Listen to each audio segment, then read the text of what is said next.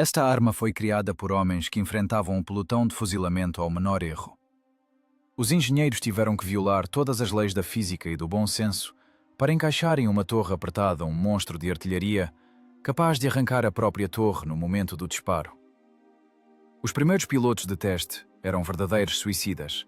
Sabiam que o freio de boca poderia não aguentar e, nesse caso, os estilhaços não voariam contra o inimigo, mas direto nos olhos do mecânico ou motorista.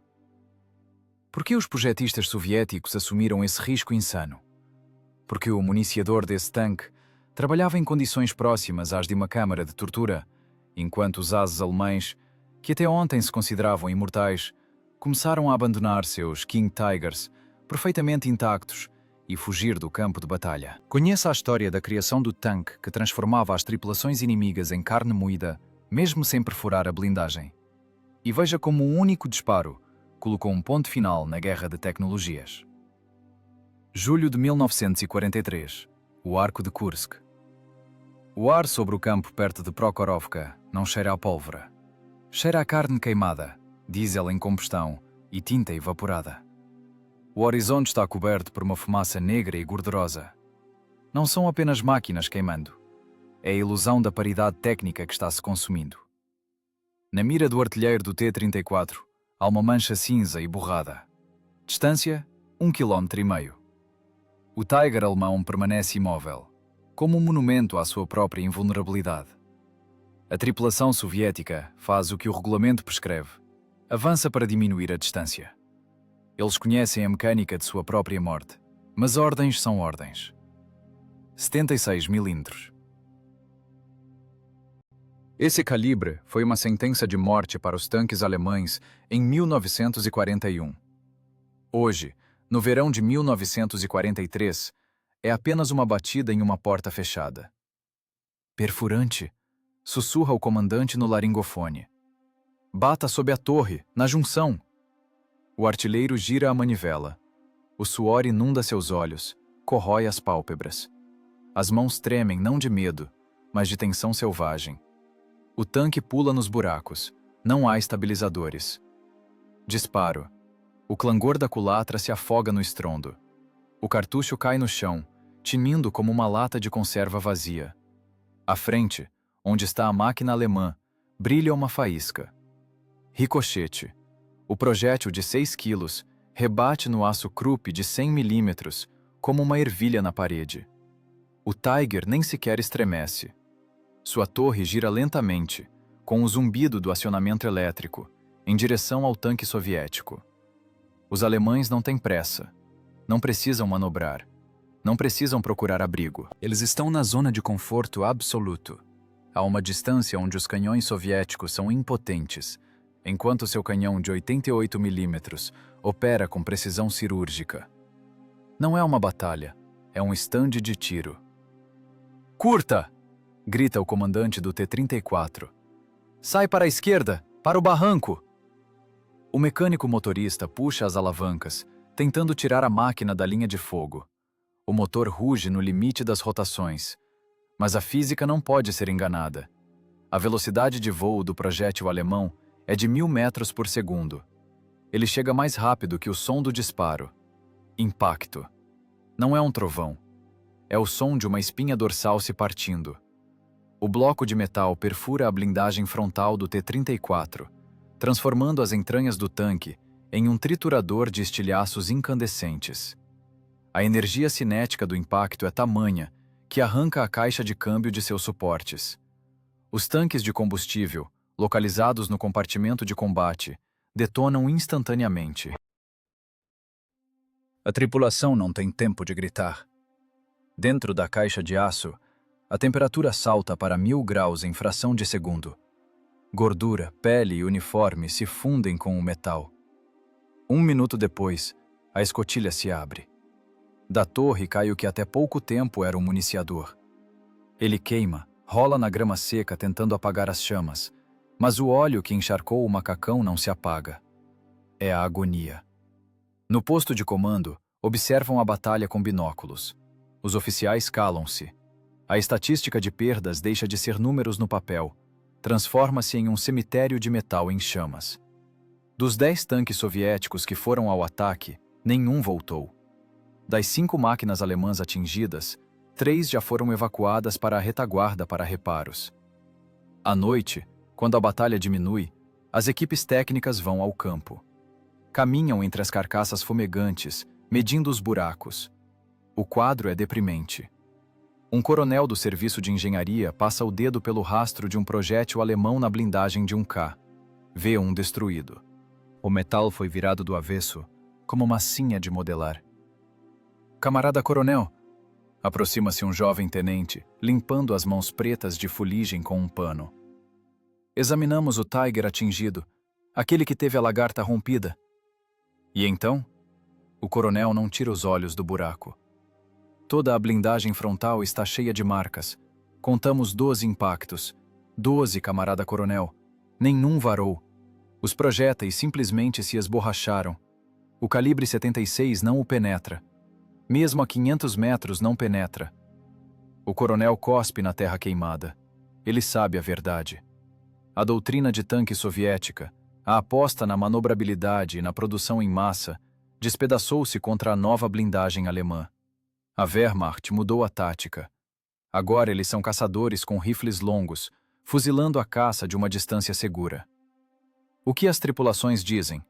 Pergunta o coronel com voz surda. O que eles vão dizer? O tenente amassa nervosamente o pano. A infantaria xinga. Dizem: estão nos queimando como palha. Os tanquistas têm medo de sair para o tiro direto. Os alemães têm ópticas Zeiss.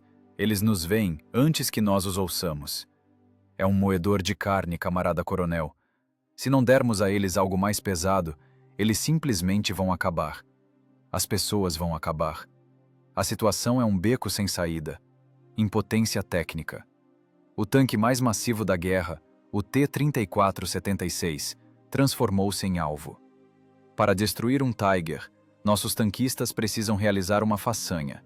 Aproximar-se à distância de tiro de pistola, flanquear, atingir um ponto vulnerável.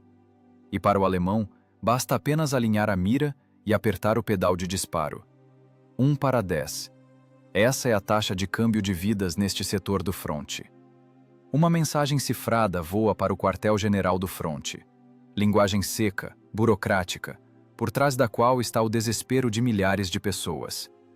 O relatório não contém emoções, apenas fatos. Não existem meios de combate contra os novos tanques pesados do inimigo.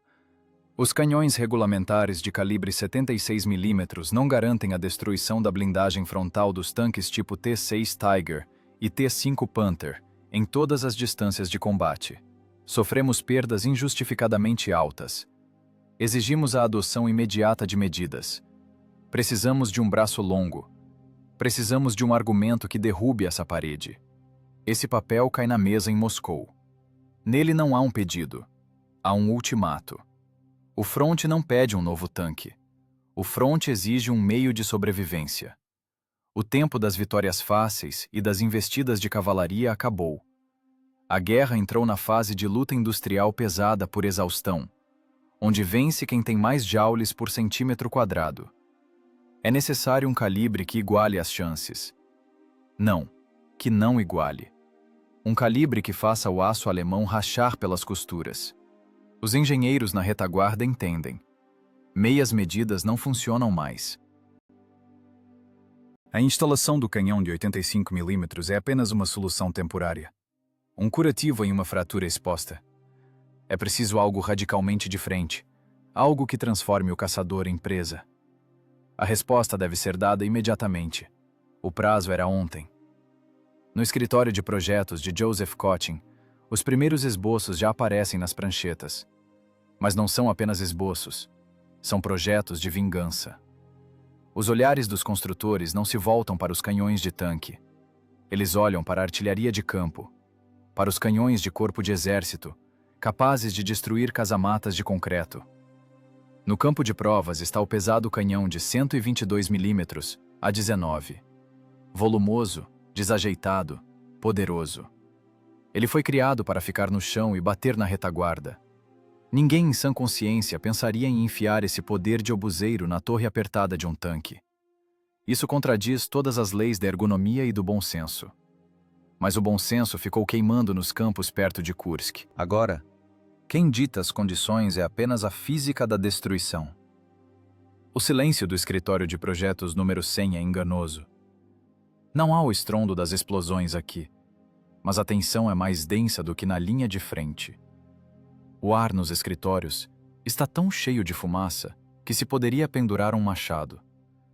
As pessoas dormem 4 horas por dia, muitas vezes diretamente sobre as mesas, apoiando a cabeça nos rolos de papel vegetal. Setembro de 1943. O ultimato do fronte está na mesa de Joseph Kotin. Os tanquistas não pedem apenas uma nova máquina.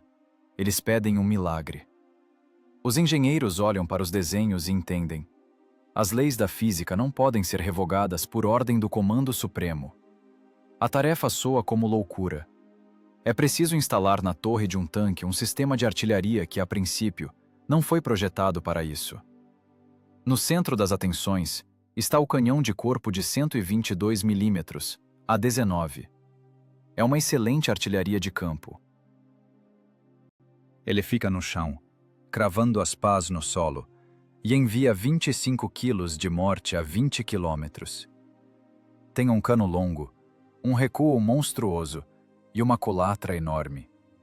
Transformá-lo em um canhão de tanque é um suicídio de engenharia. Ele não vai entrar, diz o projetista principal em voz baixa, sem tirar o cigarro da boca. Ele traça uma linha a lápis no esboço da torre. Olhem para as dimensões da culatra. No recuo, ela simplesmente esmagará o comandante, ou arrancará a parede traseira da torre. É um calibre de obus, Joseph Yakovlevich. O lugar dele é no campo, não em um tanque. Kotin fica em silêncio. Ele conhece todos os argumentos contra. Primeiro, o peso. O cano é tão pesado que o centro de gravidade se desloca criticamente para frente. O tanque vai bicar com o nariz em cada solavanco. Segundo, a cadência de tiro. O A-19 tem um obturador de parafuso. Leva tempo para abrir e fechar. Além disso, o carregamento é separado. O projétil separado, o cartucho com a carga separado. Na torre apertada, em meio à fumaça e ao estrondo, o municiador terá que fazer malabarismo com pesos equivalentes a um halter. Isso reduz a cadência de tiro para 2 ou 3 disparos por minuto. O Panther alemão tem 6 a 8. Terceiro, a munição. Projéteis desse calibre ocupam um espaço catastroficamente grande. No tanque caberão no máximo umas 3 dezenas de tiros. Não temos escolha. A voz de Kotin soa seca, como o estalo de um grafite quebrando. O canhão de 85 mm é bom, mas é uma meia medida. O de 100 mm ainda está cru. Não há munição em série para ele. Mas o calibre 122 existe nos depósitos. E o principal, ele tem energia cinética. A discussão passa para o plano da matemática cruel. Os engenheiros entendem. A cadência de tiro é importante em um duelo de iguais. Mas este não será um duelo de iguais. O conceito muda. Se não podemos atirar com a mesma frequência que os alemães, devemos bater de tal forma que um segundo tiro não seja necessário. Um projétil, um tanque destruído. É a filosofia do carrasco, não do esgrimista. A equipe de Fyodor Petrov assume o corte do canhão de campo. É uma cirurgia em metal vivo. É preciso diminuir o comprimento do recuo. Caso contrário, a culatra realmente matará a tripulação. É preciso refazer o berço do canhão. É preciso inventar como equilibrar essa alavanca gigante que se projeta da torre. Estamos cortando na carne viva, resmunga o tecnólogo, olhando para os novos pontos de fixação. Teremos que mover os munhões. O equilíbrio vai para o inferno. Teremos que colocar mecanismos de equilíbrio de mola poderosíssimos. Isso complica a construção. Se a mola estourar em combate, o artilheiro simplesmente não conseguirá levantar o cano. Então faça de modo que não estoure, corta o projetista-chefe. E resolvam a questão do obturador. Obturador de parafuso para tanque é uma sentença. Precisamos de um semiautomático de cunha. Mas não há tempo para desenvolver um novo obturador de cunha. É preciso fazer um compromisso que beira o crime. As primeiras séries irão com um antigo obturador de pistão. Isso significa que o municiador amaldiçoará os projetistas, desparafusando e parafusando o obturador manualmente após cada disparo, perdendo segundos preciosos. Mas esse é o preço que terá que ser pago pela potência. O trabalho segue dia e noite. Os desenhos descem para as oficinas ainda úmidos de tinta. Torneiros e fresadores moldam peças para uma arma que ainda não tem nome, mas já tem o índice D25T. A letra T significa tanque. Essa letra é uma mentira. O canhão continua sendo uma fera que foi encurralada à força na gaiola de um corpo blindado. O principal problema é o freio de boca. Ao disparar um calibre desses, surge uma energia de recuo monstruosa. Se ela não for amortecida, o canhão será arrancado pela raiz da torre, romperá o anel da base, e o próprio tanque será jogado para trás, quebrando a transmissão. O freio de boca padrão do canhão de campo não serve. Ele levanta uma enorme nuvem de poeira, cegando o artilheiro e desmascarando a posição. Precisamos de um novo freio, relata o especialista em balística. Olhos vermelhos de insônia. Em forma de T, do tipo ativo. Ele deve absorver até 40% da energia do recuo. Caso contrário, a torre travará após o primeiro disparo. Desenhem, comanda Cotting. Mas lembrem-se, se ele explodir nos testes, os estilhaços voarão para as fendas de visão do mecânico motorista. Não pode haver erro. Era um tudo ou nada. Um risco de engenharia pelo qual, em tempo de guerra, se poderia ir a tribunal como sabotador. Instalando um calibre de obus em um tanque de ruptura, os construtores violavam todos os cânones da construção de tanques. Eles criavam um monstro, com recarga lenta, pouca munição e torre apertada. Mas esse monstro tinha uma vantagem absoluta. Ele carregava em sua culatra 270 kW de energia na boca do cano. Ninguém pensou no conforto da tripulação. A ergonomia foi sacrificada em nome da eficiência. O municiador no IS-2 teria que trabalhar em condições próximas a uma câmara de tortura. À esquerda, a culatra quente. À direita, a parede da torre. Sob os pés, cartuchos. E nas mãos, um projétil pesando 25 quilos, que precisa ser colocado com cuidado nas estrias do cano, depois empurrar o cartucho, fechar o obturador, verificar o contato. Isso não é um tanque, disse alguém da comissão de aceitação, olhando para a maquete de madeira do compartimento de combate. É um reparo autopropulsado. Não há onde se virar ali. Não é preciso se virar ali, respondeu o representante do escritório de projetos. Ali é preciso carregar e atirar.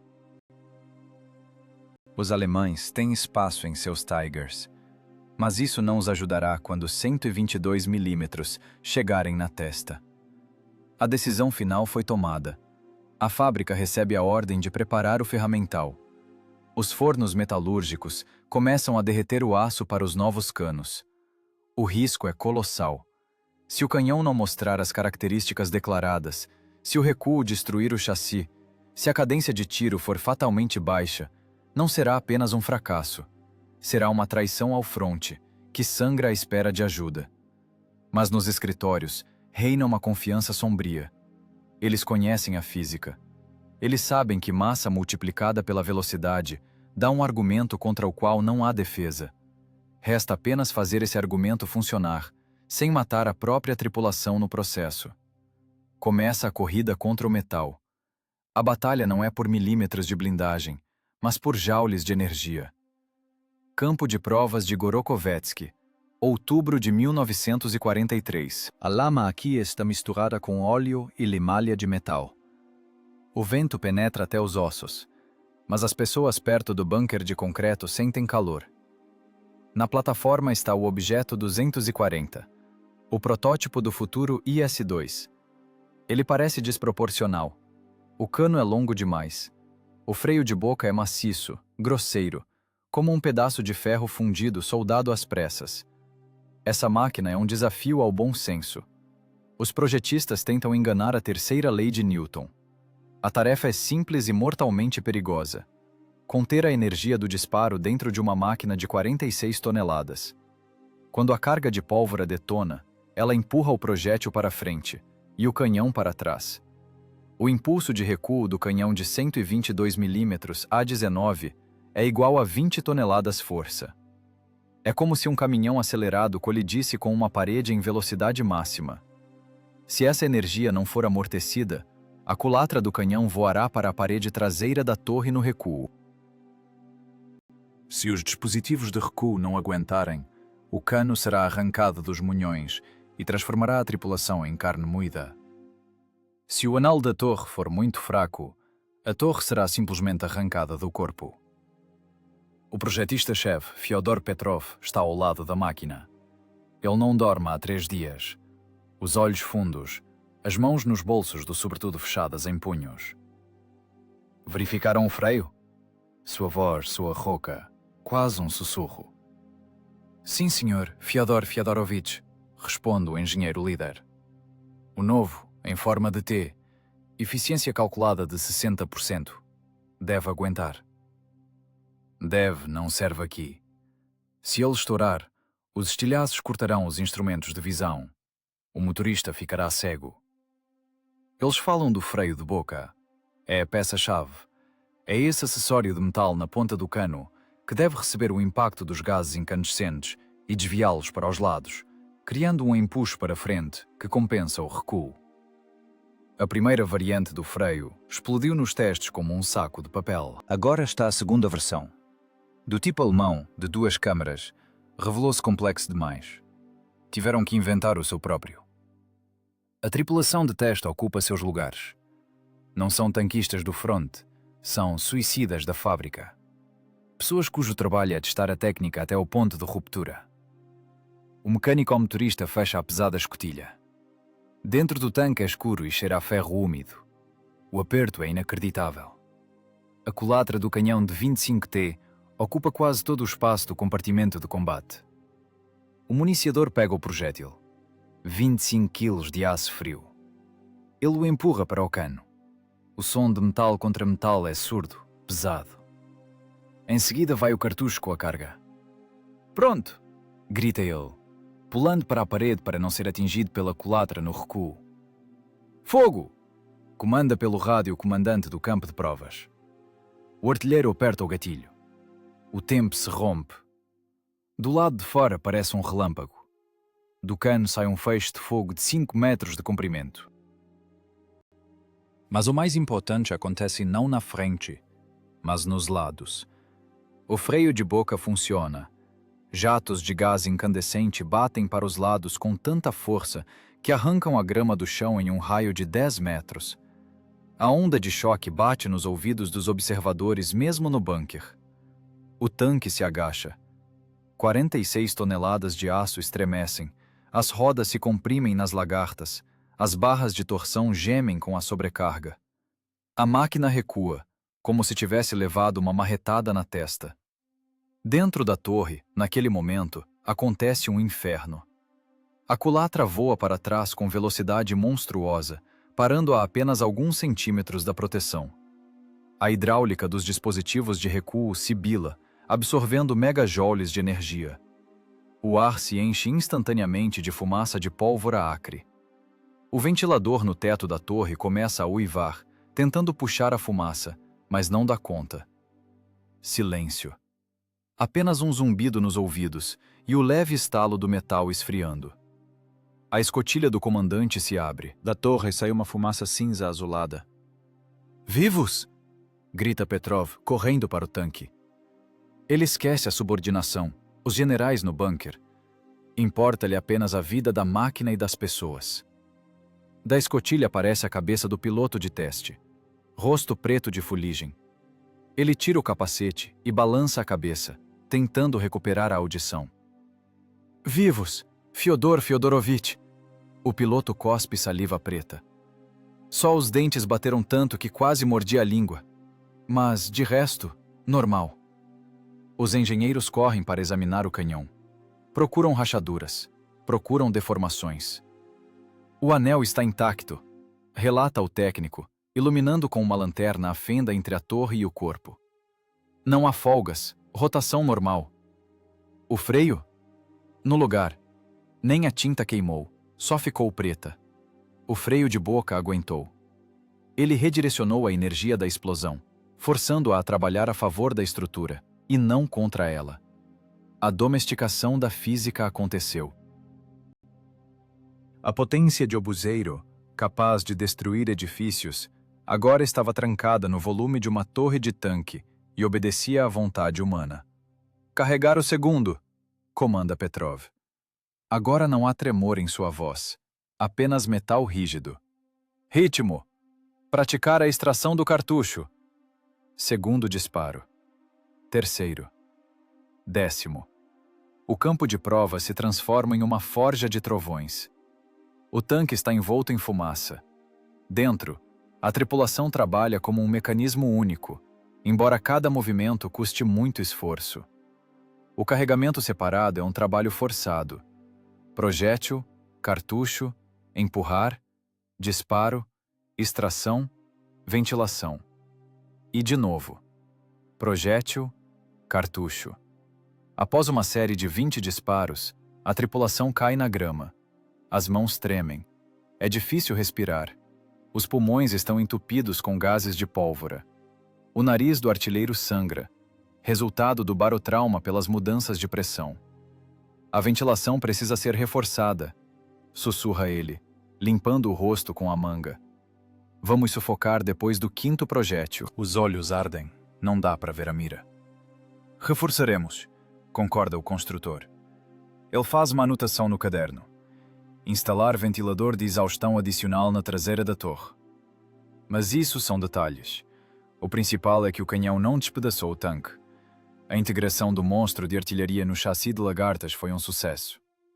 Agora não é apenas o objeto 240. É um predador que ganhou dentes. Um general da comissão se aproxima do tanque. Ele passa a mão pelo cano ainda quente.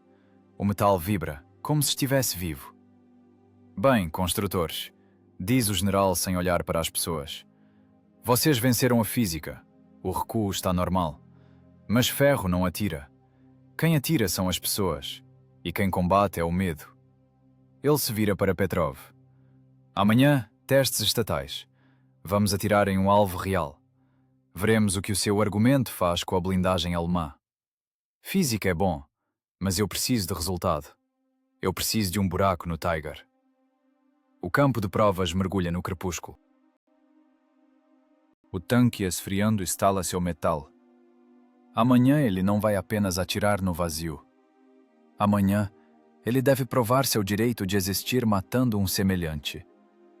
Kubinka, polígono do Instituto de Pesquisa Científica de Veículos Blindados, dezembro de 1943. O frio é tanto que o lubrificante nos obturadores engrossa, transformando-se em cola. Na plataforma de observação, um grupo de oficiais superiores, sobretudos com golas de caracul, chapéus de pele, binóculos. Entre eles, o marechal Clemente Voroshilov. A atmosfera é pesada, desconfiada. Os generais lembram-se do verão. Lembram-se dos relatórios sobre como o calibre 85 ricocheteava na blindagem frontal dos novos felinos alemães. Eles não precisam das promessas dos construtores. Precisam ver a morte da máquina alemã com seus próprios olhos.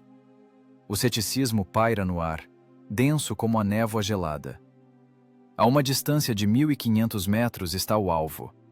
Não é um escudo de madeira compensada, é um Panther capturado perto de Leningrado. Os engenheiros alemães orgulhavam-se dessa máquina. Blindagem frontal inclinada, alta dureza do aço, costuras de solda impecáveis. É o auge da engenharia de tanques teutônica, símbolo da superioridade tecnológica que humilhou as tripulações soviéticas no último semestre. Na linha de tiro, o IS-2 ruge com seu diesel. Comparado à silhueta elegante do tanque alemão, ele parece grosseiro, como se tivesse sido cortado a machado de um bloco único de ferro fundido. O freio de boca solta fumaça no frio. Na culatra, 122 milímetros de argumentos. Fogo! O comando soa seco, sem pompa. Clarão. O estrondo do disparo ensurdece momentaneamente todos os presentes, fazendo até os artilheiros experientes estremecerem. O pesado projétil perfurante de cabeça romba, BR-471, pesando 25 quilos, deixa o canal do cano a uma velocidade de 800 metros por segundo. O voo dura menos de 2 segundos, mas, para os observadores, esse tempo se estende por uma eternidade. Impacto.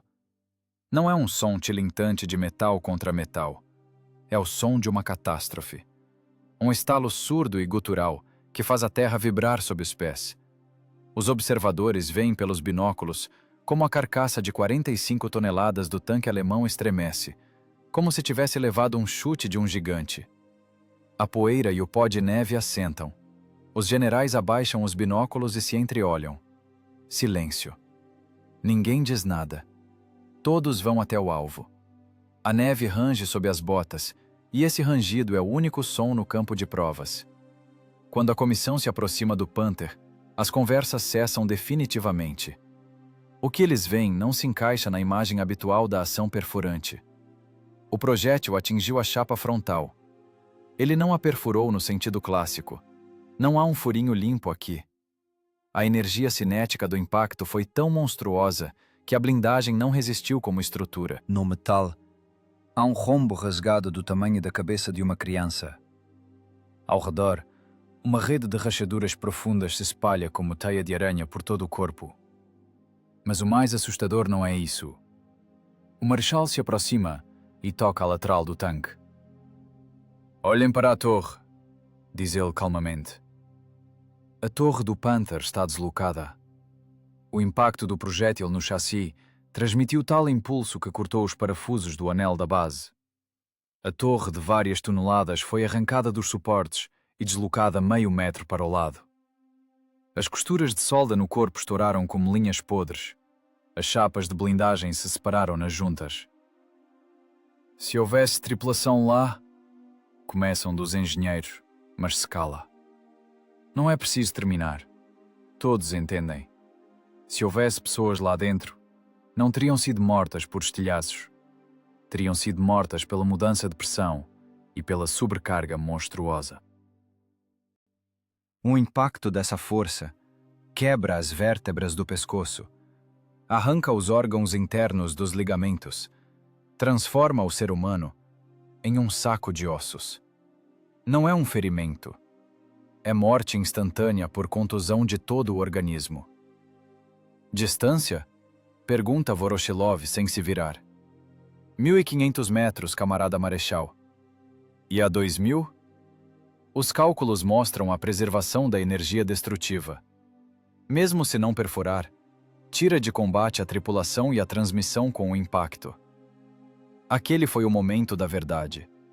O Panther, essa fortaleza inexpugnável, revelou-se um brinquedo frágil, diante da força bruta e esmagadora do calibre soviético. O aço alemão era duro, mas quebradiço. O projétil soviético era rombo, pesado e impiedoso. Ele funcionava não como um furador, mas como uma marreta. Isso não é um tanque, diz alguém dos generais, olhando para o buraco na blindagem. É um caçador de feras. O diálogo é seco, concreto, sem entusiasmos. Apenas constatação do fato. Colocamos em produção? Pergunta Kotin. Imediatamente. E que até a primavera os regimentos estejam equipados. Os alemães acham que têm blindagem. Eles estão errados. Eles têm apenas alvos. A inspeção continua. Os engenheiros medem a profundidade da penetração, fotografam a destruição. Mas a principal conclusão já foi tirada. A equação da morte foi resolvida. O IS-2 foi aceito. Naquele dia, no campo de provas em Kubinka, terminou a era da impunidade alemã. Não haverá mais duelos onde os T-34 circulam ao redor do Tiger, tentando mordê-lo no calcanhar. Agora a conversa será curta. Um disparo, um cadáver. Ironia do destino. A arma que com dificuldade foi enfiada na torre, a arma que foi criticada pela baixa cadência de tiro e carregamento separado, revelou-se a única chave para a vitória. Porque, quando voam 25 quilos de aço em sua direção, Não importa quão rápido o inimigo recarrega. Você já está morto. O Marechal lança um último olhar para o Panther destroçado e vai para o carro. Bom trabalho, camaradas construtores. Só é uma pena que os alemães ainda não tenham visto isso. Verão, responde Petrov. Em breve verão. O campo de provas esvazia. A máquina alemã solitária e deformada permanece na neve, como um monumento à justiça realizada. Ela teve a torre arrancada, o peito arrombado e a espinha quebrada. Exatamente assim ficará a Panzerwaffe daqui a um ano. A sentença foi assinada pelo calibre 122 mm e não cabe recurso. Fevereiro de 1944, região do povoado de Lisianka. Já não é um campo de provas com neve limpa. É o solo negro ucraniano, transformado em uma lama gordurosa e pegajosa, que suga as botas até ao joelho e arranca as lagartas das rodas. O bolsão de Korsun-Shevchenkovsky. Aqui é frio, úmido e cheira a podridão. Em uma emboscada está a tripulação do tenente da guarda Grashev. A máquina está escondida em um bosque. O motor está desligado para não desmascarar a posição com a fumaça azulada. O silêncio é tal que se ouve o coletor esfriando. Este é o primeiro combate real para o IS-2. A verificação teórica acabou. Começou a prática sangrenta. Pela estrada arrasta-se uma coluna alemã. Eles andam com arrogância. À frente, Panthers. Atrás deles, veículos blindados de transporte e caminhões. Os alemães estão confiantes. Estão acostumados que os tanques russos são presas fáceis a distâncias superiores a 1 quilômetro. Eles não sabem que as regras do jogo mudaram esta noite. Distância 1200. A voz do artilheiro no fone de ouvido é calma, mas tensa. Vejo o líder na mira. Alto explosivo, comanda Grachev. No líder. Por que explosivo? Porque o projétil de 25 quilos com 3 quilos de explosivo dentro não precisa perfurar a blindagem para parar a máquina. Basta apenas acertar. O municiador naquele momento é a pessoa mais ocupada da tripulação. Ele não tem direito a erro. Ele agarra o projétil. 25 quilos de metal frio. O bloco escorregadio de lubrificante tenta escapar das mãos. Ele o empurra para a culatra usando o soquete. Uma batida surda. Em seguida vai o cartucho com a carga propulsora. Mais um empurrão. O obturador tinha ao fechar. Pronto! Disparo. O tanque dá um tranco para trás, afundando a traseira na lama líquida. À frente, onde rastejava o Panther líder, explode uma bola laranja. A explosão é tão forte que a torre do tanque alemão é arrancada do anel e jogada na beira da estrada, como a tampa de uma panela. As rodas voam para os lados. O corpo da máquina assenta instantaneamente, transformando-se em uma pilha de sucata em chamas. A tripulação nem teve tempo de entender o que a matou. Foram simplesmente apagados por uma borracha de calibre 122 mm. Perfurante! No último! Berra Grachev. A coluna parou. Os alemães estão em pânico. Não veem o inimigo, mas veem o resultado de seu trabalho. Gritos, rugido de motores, tentativas de virar no corredor estreito da estrada. Mas a lama não perdoa erros. Os pesados felinos alemães patinam, enterrando-se no solo negro. Estão numa armadilha. Dentro do IS-2, começa uma ginástica infernal. O municiador trabalha como um robô, cujos fusíveis de medo queimaram. Puxada, projétil no cano. Puxada, cartucho no cano. Golpe com a mão na cunha do obturador. Pronto! Os segundos se arrastam. A fumaça do disparo não tem tempo de sair. O ventilador zune no limite, mas os olhos ainda lacrimejam da fumaça de pólvora. Segundo disparo. O projétil perfurante BR-471B encontra seu alvo. Ele atinge a frente de um Panther que tentava virar o canhão. O impacto cinético é monstruoso.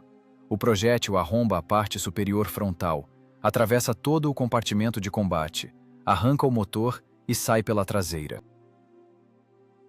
O tanque estremece e para. Ninguém pula das escotilhas. A onda de choque dentro do volume fechado transformou as entranhas da tripulação em geleia. Não é uma batalha. É um massacre. 9 minutos. Exatamente esse tempo dura este episódio. Em 9 minutos, a tripulação de Gratchev faz 6 disparos. 6 disparos. 5 tanques e autopropulsados destruídos. Os alemães abrem fogo de resposta. Projéteis de 75 e 88 mm batem na blindagem frontal do IS-2. O tinido é tal, como se estivesse sentado dentro de um sino que está sendo golpeado por marretas. Comandante, ricochete! Relata o mecânico. Outro ricochete! A blindagem aguenta. A parte frontal superior reta, as grossas chapas da torre fundida. Tudo isso funciona. Os projéteis alemães deixam apenas sulcos profundos e marcas, mas não passam para dentro. A tripulação sente os impactos, mas a máquina continua viva. A sensação de desproteção, que perseguia os tanquistas desde 1941, desaparece. Em seu lugar, vem uma confiança fria e perversa. Nós somos mais duros.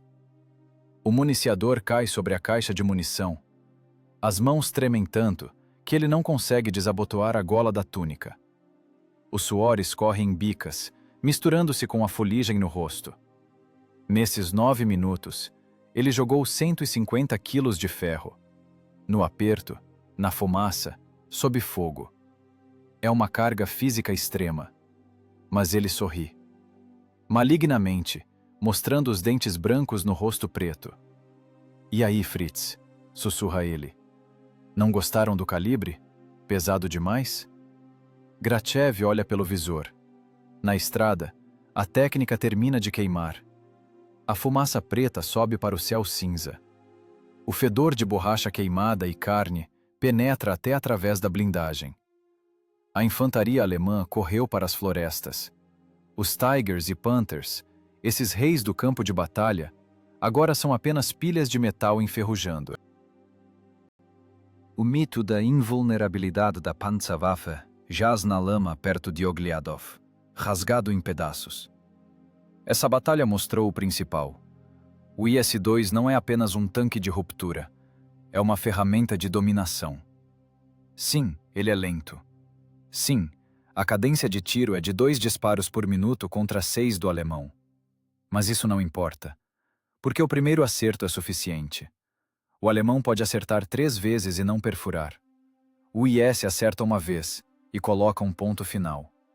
Oficiais do Estado-Maior, que chegaram mais tarde ao local da batalha, caminhavam entre as máquinas alemãs queimadas em silêncio. Eles viram torres arrancadas, viram corpos rachados. Um coronel engenheiro, examinando um Ferdinand que teve a casamata deslocada meio metro, disse apenas uma frase. Contra a força bruta não há argumento. A notícia sobre o novo tanque russo espalhou-se pelas trincheiras alemãs mais rápido que as ordens do comando.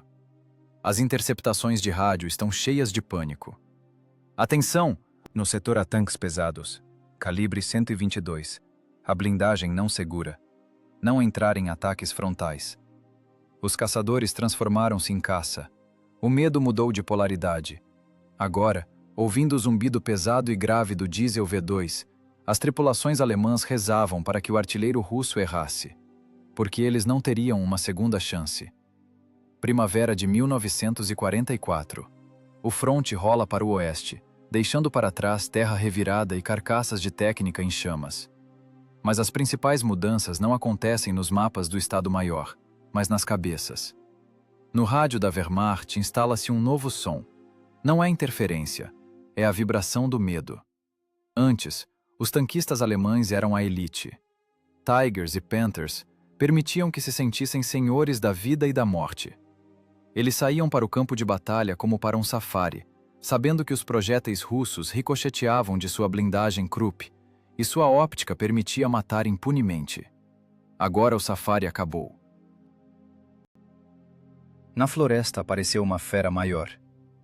Pelas unidades alemãs espalha-se um boato. Os soldados o transmitem sussurrando, como uma doença contagiosa. Os russos criaram um monstro. Eles o chamam de nomes diferentes, mas o sentido é sempre o mesmo. É uma morte da qual não se pode proteger. Nos estados maiores das divisões de tanques da SS, chega uma circular secreta. O documento é seco, impresso em papel ruim, mas seu conteúdo é o reconhecimento oficial da derrota técnica. O inspetor-geral das tropas blindadas, Heinz Guderian, é forçado a assinar a sentença de sua própria doutrina.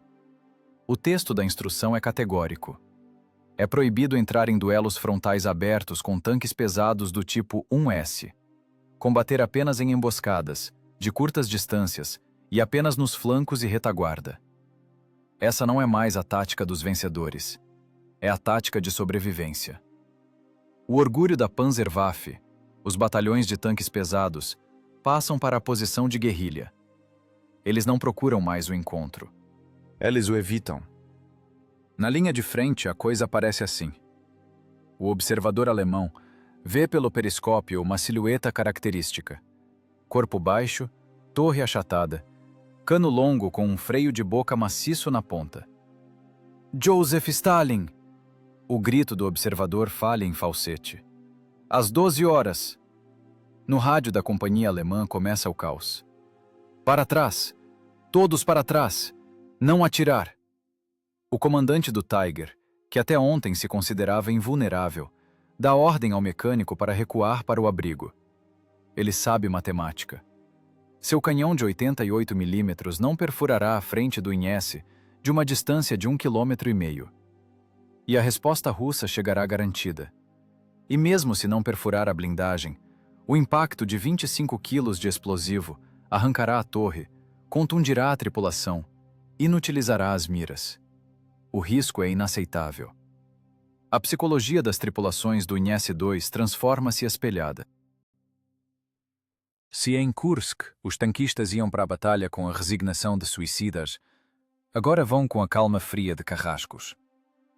Eles sabem que estão sentados atrás de 12 centímetros de aço fundido. Sabem que sua peça frontal aguenta um impacto direto do projétil alemão. Dentro da torre do IS, após mais um impacto de um bloco alemão na blindagem, ouve-se um tinido. A tripulação é sacudida, cai carepa.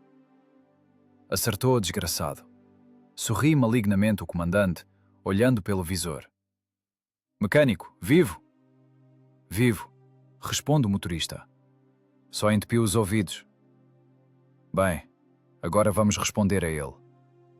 Essa sensação de impunidade muda o estilo da guerra. Os tanquistas soviéticos param de se agitar. Não precisam procurar caminhos alternativos, não precisam se esconder em barrancos. Eles saem no topo da elevação e simplesmente apontam o canhão. Esse gesto, o girar da torre em direção ao inimigo, agora causa terror-pânico nos alemães. Porque a boca do canhão de 25T parece um túnel negro para o inferno. Prisioneiros alemães nos interrogatórios contam a mesma coisa. Deixamos de acreditar na blindagem, diz um Oberleutnant das tropas de tanques, fumando nervosamente tabaco capturado.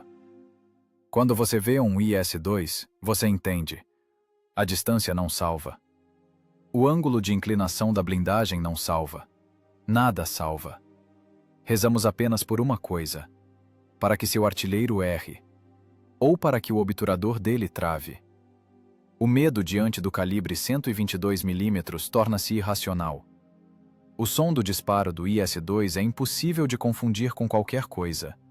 É um golpe surdo e estrondoso, que faz o peito vibrar mesmo a 1 quilômetro de distância. O projétil voa com um uivo característico, lembrando o barulho de um trem de metrô se aproximando. Os alemães chamam esse som de respiração de Stalin. Em uma das batalhas na cabeça de ponte de Sandomierz, um grupo de King Tigers, os mais novos monstros alemães superpesados, caiu em uma emboscada de primeiros cissos. Os alemães estavam confiantes em sua nova blindagem grossa, mas o primeiro disparo do tanque soviético arrancou a torre da máquina líder. As outras tripulações alemãs simplesmente abandonaram tanques perfeitamente intactos e fugiram. Os nervos cederam. O ferro aguentaria mais alguns impactos, mas a vontade humana quebrou instantaneamente. A visão do líder destruído paralisou a vontade de resistir. Foi uma capitulação do espírito. A máquina de guerra alemã, construída na disciplina e na fé na superioridade técnica, começou a desmoronar. Os tanquistas da Wehrmacht Entenderam que não são mais caçadores. Eles são a caça. E a caça contra eles é feita com calibre grosso. Agora, cada disparo do primeiro Seung 2 não era apenas um ato de destruição de técnica. Era um ataque psicológico. A explosão de um alto explosivo de 122 milímetros perto de uma trincheira fazia a infantaria enlouquecer. A onda de choque quebrava ossos, mesmo sem atingir com estilhaços. A terra tremia tanto que as pessoas perdiam a orientação no espaço. A guerra transformou-se em execução de sentença. A tripulação soviética atuava como juiz e o longo cano da arma como dedo acusador. Vejo o alvo. Curta. Disparo. E silêncio. Porque onde o projétil caiu, não há mais ninguém para ter medo. Os alemães começaram a escrever em cartas para casa. Aqui, no leste, abriram-se os portões do inferno. Os tanques russos não queimam mais. Eles vêm e nos quebram como palitos. Não temos defesa contra esse martelo. O equilíbrio de forças não apenas oscilou. Ele desabou, esmagando o mito da invencibilidade das armas germânicas. O Printal S-2 tornou-se a encarnação material da inevitabilidade da vingança. Pesado, grosseiro, cheirando a diesel e pólvora, ele ditava suas condições no campo de batalha. E a condição era uma: renda-se ou morra. Europa, inverno de 1945. O espaço operacional das estepes russas ficou para trás. A guerra mudou de cenário. Agora não é um duelo nos horizontes, onde se vê por quilômetros. Agora é uma briga de ratos em labirintos de pedra. Polônia, Prússia Oriental, subúrbios de Berlim. Cidades antigas com ruas estreitas, grossas paredes de tijolos e porões profundos, transformaram-se em fortalezas de várias camadas. Aqui, no aperto da construção urbana, Tigers e Panthers perderam sua vantagem em ótica. As distâncias encurtaram para 100, 50, às vezes 20 metros. Mas para os tanques soviéticos também era apertado aqui. O longo cano do IS-2 atrapalhava as curvas nos becos. Ele prendia em esquinas de prédios, postes de luz, vitrines. Parecia que o tanque pesado não tinha lugar aqui, que ele era um elefante em loja de porcelana. Mas a tática ditou novas condições. O IS-2 deixou de ser um puro caça-tanques. Ele voltou às origens de sua natureza de artilharia. Ele se tornou uma arma de assalto. Um martelo de concreto. Assalto a Poznan, fevereiro de 45. A fortaleza cidadela são metros de concreto e aço cravados na terra. A infantaria alemã está sentada em casamatas, nos porões de mansões de pedra transformadas em pontos de apoio. Ninhos de metralhadora em cada janela. Panzerfausts atrás de cada esquina. A infantaria soviética deita-se sob chuva de chumbo. Impossível levantar a cabeça. Qualquer ataque se afoga em sangue 10 segundos após o início. «Manda caixinha!» sussurra no rádio o comandante do grupo de assalto da infantaria. «Metralhadora no porão, setor 7. Não dá para levantar a cabeça. De trás da esquina, quebrando o meio-fio com as lagartas e esmigalhando a alvenaria dos muros, rasteja o IS-2. Ele vai devagar, cobrindo-se com as ruínas. A infantaria se aperta às suas laterais, atirando nos portadores de Panzerfaust nos andares superiores. O tanque é um ímã para o fogo, mas é a única chance de passar adiante. A torre gira. O cano olha a queima-roupa para a seteira do porão de um prédio residencial, de onde bate uma metralhadora alemã MG-42. Dentro do tanque, a tripulação trabalha em outro esquema. Os projéteis perfurantes foram colocados no fundo do compartimento. Agora o calibre principal é a granada de alto explosivo, OF-471. 25 kg de peso. 3,5 kg de TNT fundido e amonal dentro de um corpo de aço de parede grossa. Não é um projétil para perfurar blindagem. É um projétil para demolição de imóveis. Explosivo! Detonador para ação retardada! Comanda o tenente. O municiador empurra o pesado tarugo. A tampa do detonador foi removida. Isso significa que o projétil não explodirá ao tocar a parede. Ele perfurará a alvenaria, voará para dentro do cômodo e só lá, com um atraso de fração de segundo, o detonador funcionará. O disparo na cidade soa diferente do que no campo. A onda sonora não vai para o espaço. Ela bate nas paredes das casas, reflete-se muitas vezes, criando um golpe acústico de tal força que nos prédios vizinhos as janelas voam junto com os vidros. A poeira derruba telhas centenárias dos telhados. O projétil entra na parede da casa ao nível do primeiro andar. Tijolo para ele não é obstáculo. Ele atravessa a alvenaria de meio metro de espessura como papelão. A explosão acontece dentro. Não é apenas um estouro. É uma detonação volumétrica em espaço fechado.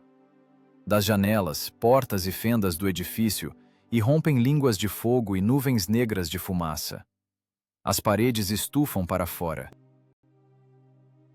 Os pisos entre os andares pulam e desabam, soterrando a guarnição. A casa parece assentar, exalando a vida junto com a poeira de concreto. A metralhadora cala-se para sempre. "Limpo!" berra a infantaria, levantando-se para o ataque. "Esmaguem eles!" O IS-2 rasteja sobre a pilha de tijolos quebrados, que há 1 minuto era a fachada do prédio. Ele segue adiante, para o próximo ponto de apoio. Era um trabalho de cirurgião amputador. Se no prédio havia um atirador de elite, o tanque não mirava no atirador. O tanque destruía o andar em que ele estava, ou o prédio inteiro. Princípio da potência excessiva. Melhor gastar um projétil caro e demolir a casa, do que perder um pelotão de soldados no assalto ao vão da escada. Nas batalhas de rua, manifestou-se a terrível eficiência do calibre. 122 milímetros não deixavam feridos na zona de impacto. A onda de choque nos quartos matava pela pressão. Os alemães encontrados nessas ruínas muitas vezes não tinham ferimentos visíveis. Simplesmente estavam sentados mortos, com sangue saindo pelos ouvidos e nariz. Os órgãos internos foram rompidos pela vibração do ar. Fortificações alemãs, calculadas para artilharia de campo de calibre 75 milímetros, desmanchavam-se como castelos de areia. Em Varsóvia e Poznan, os IS-2 rompiam a defesa metodicamente, quarteirão por quarteirão. Vê a casamata no cruzamento? Vejo a cúpula de concreto. Tira ela. Um tiro com projétil perfurante na casamata de concreto agia como uma marreta numa noz. A energia cinética de 270 kV rachava o concreto, arrancava as cúpulas blindadas, causava contusão na guarnição mesmo sem perfuração. Mas, com mais frequência, atiravam com explosivos. 2 ou 3 acertos, e a casamata se transformava em uma cratera cheia de vergalhões e cascalho. A logística da guerra na cidade era monstruosa. A munição do tanque era de apenas 28 tiros. Isso é insignificante para um combate intenso. Os tanques recuavam constantemente para recarregar. "Vazio!" relatava o comandante. "Recuando!"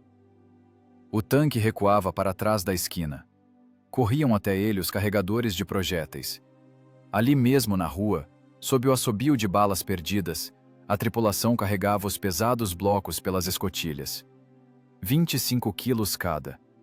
Passar do chão para a blindagem, da blindagem para a torre, colocar no suporte.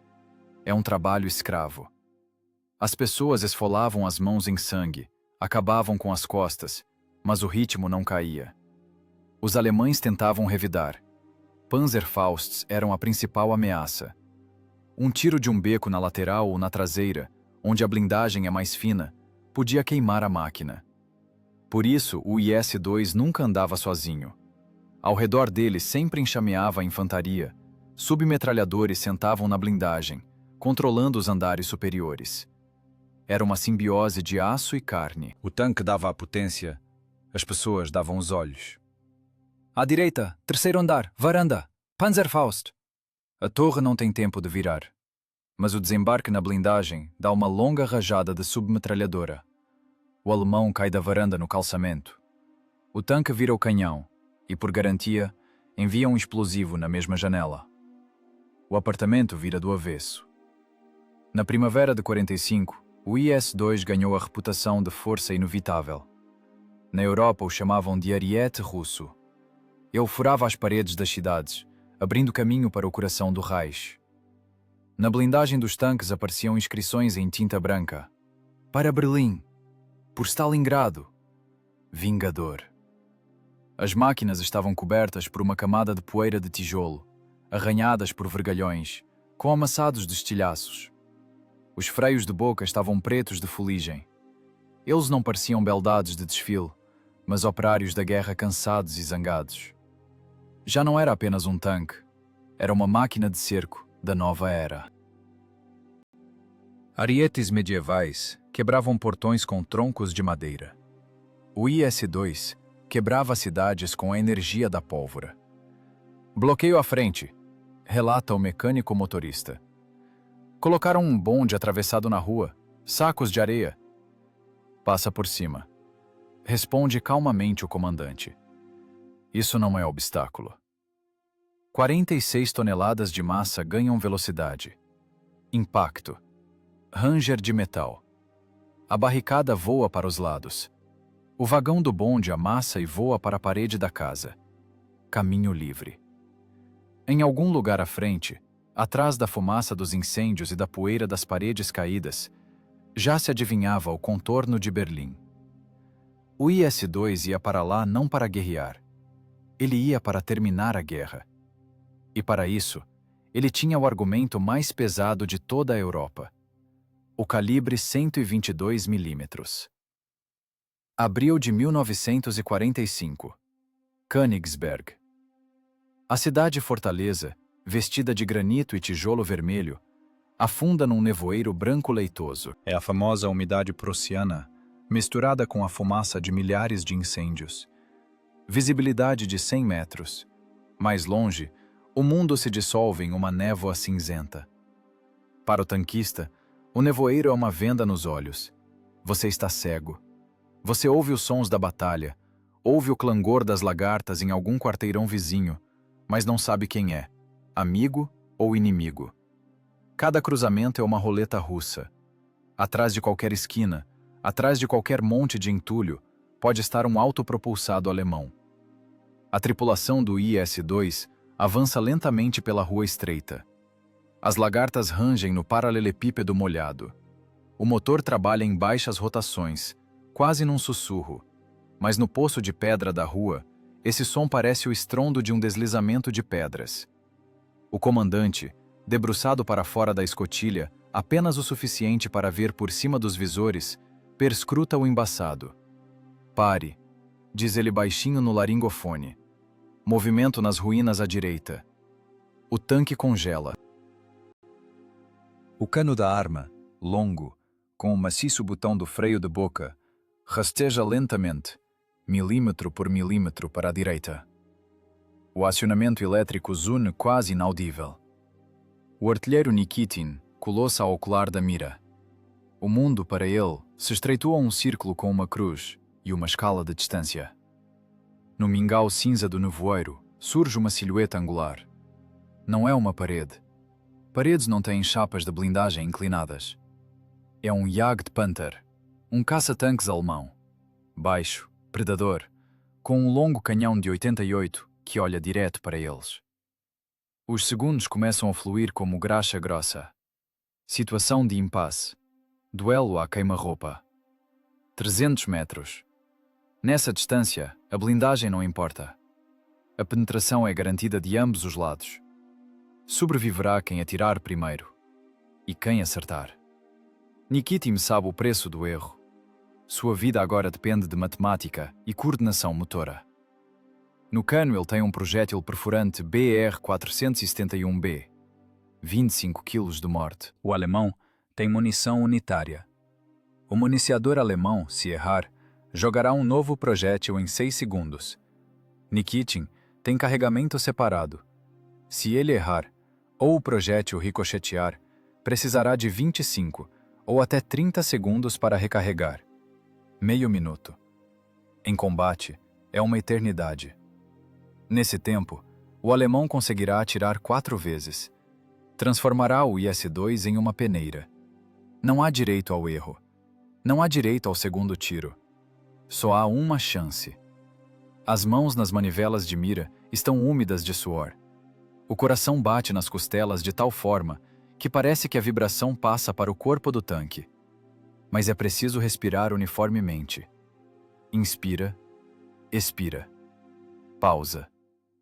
A cruz pousa na junção da casamata e do corpo da máquina alemã, o lugar mais vulnerável. Fogo! Grita o comandante, percebendo que o cano do alemão estremeceu, começando a mira. Nikitin aperta o gatilho. No espaço fechado da rua, o disparo do canhão de 122 milímetros é semelhante ao fim do mundo. A onda de choque derruba o reboco das fachadas dos prédios em ambos os lados da rua. O tanque é jogado para trás. Dentro da torre tudo é coberto por fumaça, apesar do ventilador funcionando. Mas Nikitin não espera a fumaça se dissipar. Ele não sabe se acertou ou não. "Carregar!" berra ele com voz desumana, rasgando as cordas vocais. O municiador já saiu do lugar. Em suas ações não há graça. Há apenas terror animal e automatismo treinado. Arrancada para a munição. Projétil pesando como um peso de ginástica. Respiração pesada, rouquidão. Projétil na bandeja. Golpe com soquete. Tinido de metal. 1, 2, 3. Conta para si mesmo o comandante. Os segundos se arrastam dolorosamente devagar. Parece que o tempo parou. Onde está o tiro de resposta? Se o alemão está vivo, ele já deveria ter atirado. "Cartucho!" sussurra o municiador. Ele agarra o cartucho de latão com a carga de pólvora. É mais leve que o projétil, mas no aperto, tropeçando no cartucho vazio no chão, cada movimento é uma luta. Empurrão. O obturador tine, fechando. A cunha entrou no lugar. "Pronto!" O grito do municiador afoga-se no barulho do sangue nos ouvidos. Passaram-se 22 segundos. 22 segundos de espera pela morte. O comandante olha pelo periscópio. A fumaça e a poeira assentam lentamente, baixadas pelo ar úmido. O autopropulsado alemão está no mesmo lugar, mas mudou. Sua placa frontal está rachada. O projétil não apenas perfurou a blindagem. A energia cinética do impacto foi tal que as costuras de solda estouraram e a casamata do Jagd Panther abriu-se como uma noz podre. Do buraco rasgado sai uma fumaça densa, preta e gordurosa. O fogo dentro da máquina alemã inflama instantaneamente. Detonação da munição. Um feixe de chamas irrompe das escotilhas até a altura do segundo andar. "Pronto", expira o comandante. "Descansar, Nikitin. Sem agitação." Na torre do IS-2, faz-se silêncio. Ouve-se apenas a respiração pesada e rouca das pessoas. O municiador escorrega pela parede da torre para o chão, limpando o rosto com um pano sujo. Suas mãos tremem fortemente. É o efeito rebote. A adrenalina que permitia mover pesos com a velocidade de uma máquina vai embora, deixando fraqueza. Nikitin tira o rosto da mira. Na testa tem a marca vermelha do apoio. Ele olha para suas mãos. Elas tremem. Ele acabou de ganhar a vida da morte. A aposta era meio minuto de tempo. "Entrou bem", diz ele baixinho, como que para si mesmo. "Como na manteiga." Nessa batalha não houve estratégia de generais. Não houve sabedoria de construtores. Houve apenas um momento em que tudo foi decidido pelo autocontrole de um homem. Um homem que sabia que seu canhão era o mais poderoso do mundo, mas o mais lento do mundo. E essa responsabilidade pesava nos ombros mais que a blindagem. O nevoeiro de Königsberg fecha novamente seus abraços sobre a rua. O tanque sai do lugar, contornando a carcaça em chamas do inimigo. O metal da máquina alemã estala no fogo, derretendo e escorrendo em gotas no calçamento. Foi um duelo de atiradores de elite executado por artilharia pesada. Um tiro. Uma morte. Sem segundas chances. A guerra aqui, no saco de pedra da cidade, tornou-se extremamente pessoal. Você vê quem mata. E você sabe que ele vê você. Mas na equação da sobrevivência, a variável do calibre 122 mm revelou-se decisiva. A velocidade alemã perdeu para a potência soviética. De novo. Na lateral da torre está escrito a giz a palavra fiel. A tripulação sabe, enquanto não errarem, o tanque mantém a fidelidade a eles. Mas cada vez que empurram o projétil para a culatra, lembram-se daqueles 20 segundos de silêncio, quando você está desarmado diante do inimigo. E esse medo é o pagamento pelo direito de ser o mais forte no campo de batalha. Maio de 1945. Berlim jaz em ruínas. Sobre o Reichstag, sobe fumaça misturada com o ar primaveril da vitória. As tripulações dos tanques pesados 1S2, chamuscadas, surdas, mortalmente cansadas, abrem as escotilhas. Elas olham para a obra de suas mãos, para a capital derrotada do Reich de 1000 anos, transformada em uma pilha de tijolos quebrados. Eles são os vencedores. Eles são os juízes. Mas a milhares de quilômetros dali, nos Urais, nos escritórios do Departamento de Projetos da Fábrica número 9, reina outra atmosfera. Aqui não há fogos de artifício. Aqui não há a sensação inebriante de liberdade.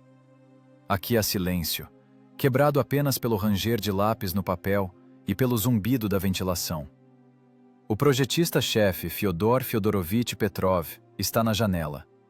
Ele olha para o pátio cinzento da fábrica, onde carregam em plataformas mais um lote de canhões. Ele sabe que seu canhão D-25T acabou de colocar um ponto final na guerra mais terrível da humanidade. Ele sabe que sua criação, o argumento de 122 mm, quebrou a espinha da máquina militar nazista. Mas ele não sente triunfo. Sente apenas um cansaço monstruoso, de chumbo. E um frio que não tem relação com o clima. É um frio que vive na espinha de cada projetista-chefe soviético. O frio do medo. A vitória no fronte foi forjada por pessoas que andavam no fio da navalha na retaguarda. A história da criação do IS-2 não é apenas a história do gênio da engenharia. É a história da sobrevivência sob a mira da pistola do sistema. Em 1943, quando se decidia a questão da criação do novo canhão, a aposta era maior que a vida. Era uma aposta no destino. Petrov lembra-se daquele dia no campo de provas, quando o primeiro freio de boca explodiu. Então, 1 ano e meio atrás, aquela ruptura de metal poderia ter se tornado a ruptura de sua vida. Na comissão estavam pessoas de uniforme com bordas azul centáurea. Para eles, o fracasso técnico não é motivo para aprimoramento. É motivo para o artigo 58. Sabotagem, boicote, falha na encomenda de defesa. Fyodor Fyodorovich. A voz do supervisor dos órgãos era baixa, insinuante, mas por isso ainda mais assustadora. O senhor entende que o fronte está queimando? O senhor entende que cada dia de atraso são centenas de nossos tanquistas queimados? Se o seu canhão não funcionar em 1 semana, consideraremos que o senhor trabalha para os alemães. Não era chantagem, era a constatação de um fato. Muitos colegas de Petrov, engenheiros geniais, já não estavam nos escritórios. Trabalhavam nas charashkas, escritórios de projetos prisionais, atrás de arame farpado. Eles criavam as armas da vitória sendo prisioneiros sem direitos, detentos cujos nomes foram apagados da história, substituídos por números de campo.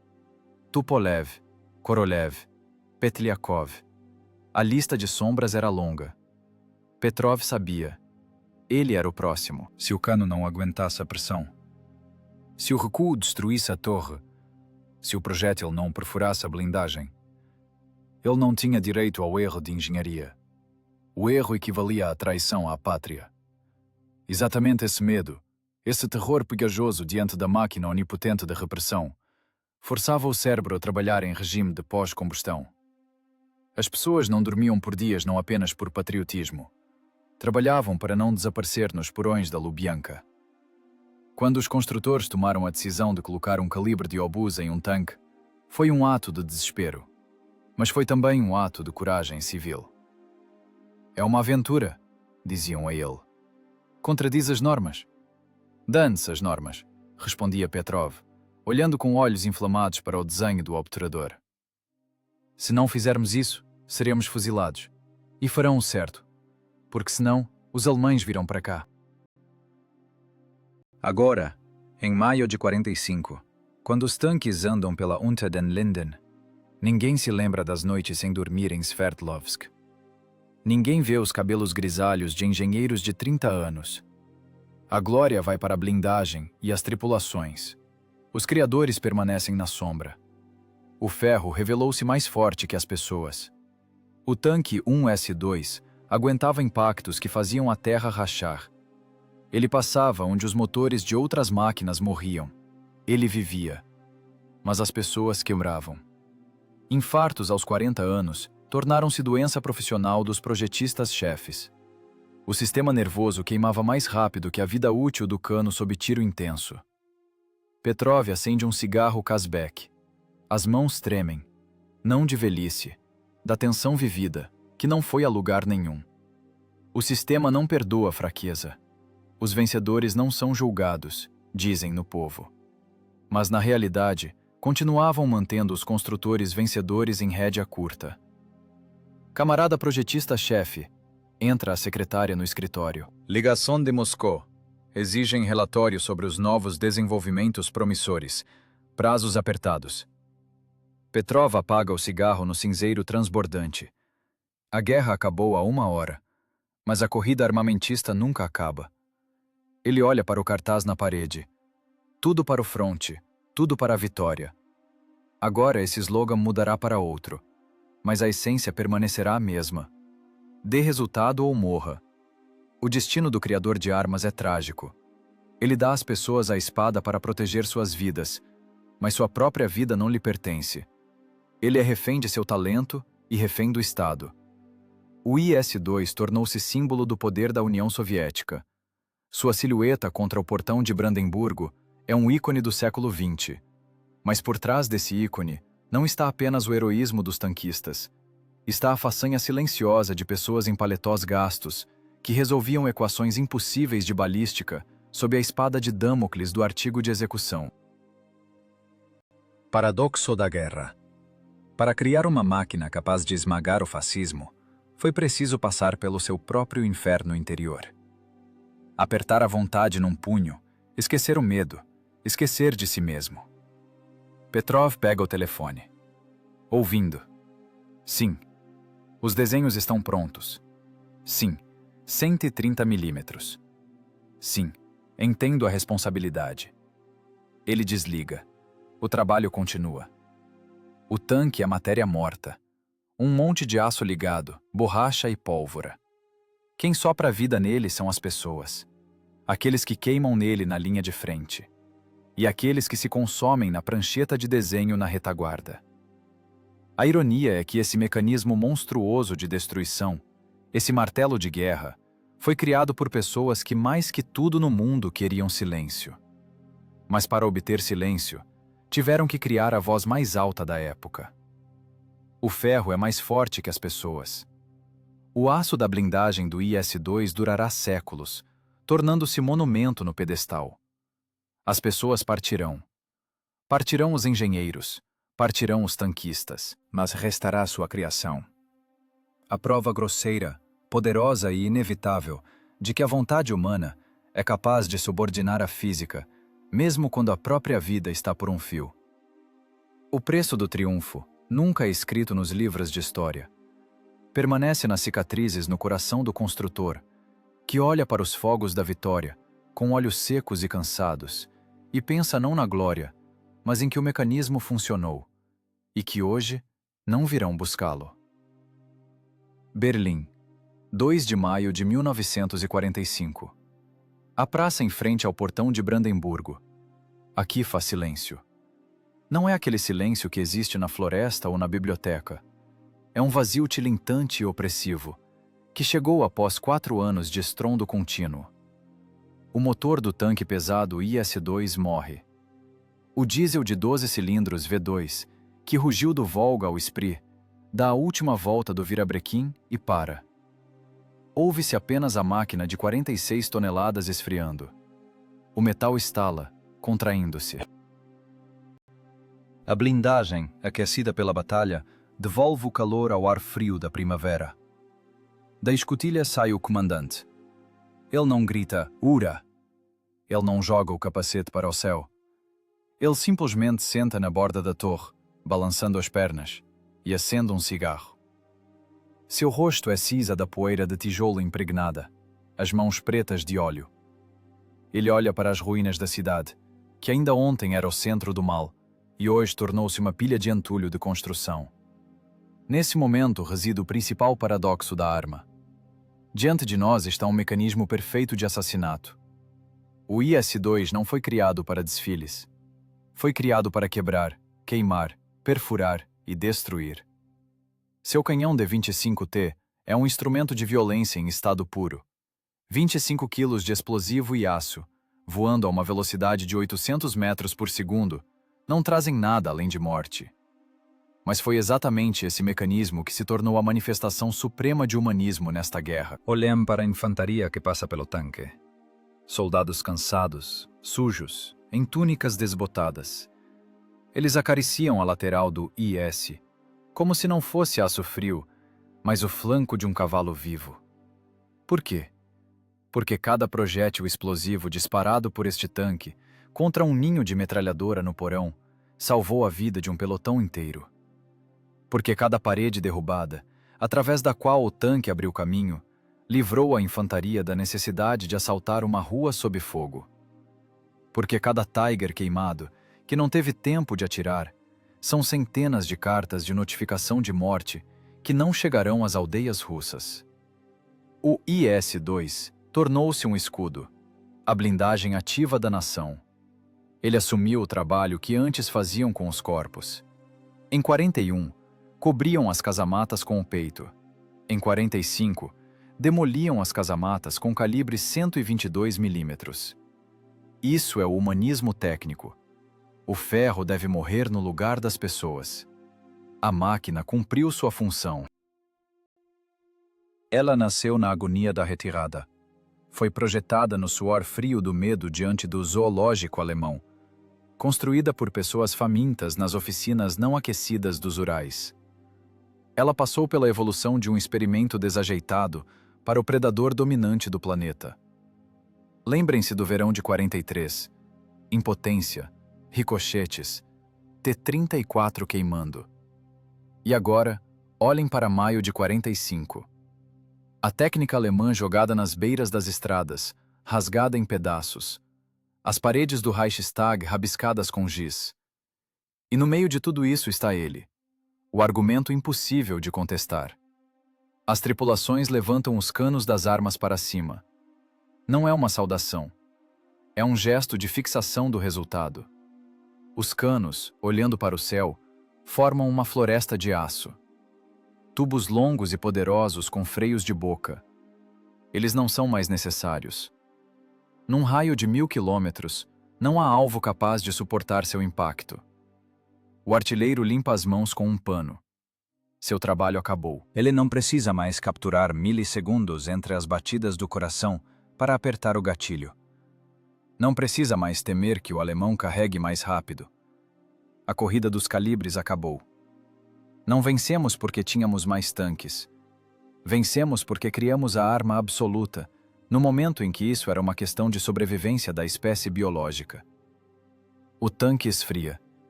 Ele cheira a diesel, fumaça de pólvora e reboco. Esse cheiro é o cheiro da paz. A paz não é trazida em uma bandeja por diplomatas de luvas brancas. A paz é estabelecida quando a arma é arrancada das mãos do agressor junto com as mãos. O IS-2 fez exatamente isso. Ele desmontou fisicamente a máquina militar da Wehrmacht, desmanchando-a em peças com a ajuda da energia cinética. Estando no portão de Brandemburgo, os tanquistas soviéticos entendiam uma verdade simples e cruel. A fraqueza provoca violência. A força garante o silêncio. 2 anos atrás, Quando os construtores Kotin e Petrov desenhavam os primeiros esboços da instalação do canhão A-19 na torre, parecia impossível. Quando os operários da fábrica torneavam peças por 18 horas por dia, parecia impossível. Quando as tripulações aprendiam a atirar com carregamento separado em 20 segundos, parecia impossível. Mas eles fizeram. Criaram um monstro para matar a besta. E quando a besta deu o último suspiro, o monstro parou, transformando-se em monumento à vontade humana. A guerra acabou. O equilíbrio foi restaurado. A história lembrará deste tanque não como uma máquina bonita. Nele não há elegância. É grosseiro, apertado e pesado. A história lembrará dele como o martelo com o qual pregaram o último prego na tampa do caixão do fascismo. O cano está abaixado, a escotilha fechada. Silêncio. E nesse silêncio, ouve-se apenas uma coisa: como 122 milímetros mudaram para sempre este mundo. Porque agora todos sabem. Nós temos a resposta. E essa resposta pesa 46 toneladas.